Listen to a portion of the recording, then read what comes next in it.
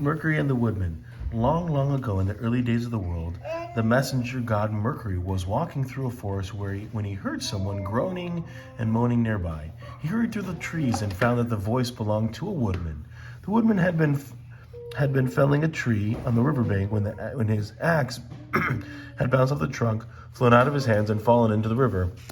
Now he stood by the water's edge, lamenting his loss. Mercury felt very sorry for the woodman. How would he make a living without the tool of his trade? The woodman's huge surprise, the god suddenly dived into the river.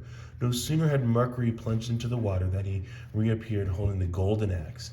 "Is this what you lost?" asked the woodman. The woodman was, of course, tempted for a moment to reply that the amazing axe was his, but being an honest fellow, he sighed and did not.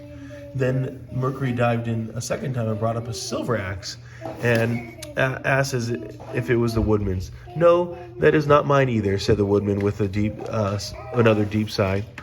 Once more, Mercury dived into the river and this time brought up the woodman's missing axe. The woodman was overjoyed at recovering his property and thanked the god heartily. In turn, Mercury was so pleased with the woodman's honesty that he made him a present of the other two axes. The woodman couldn't believe it. He hurried home and told the story to his friends, who were of course filled with envy. One of them was so jealous that he was determined to try his luck himself.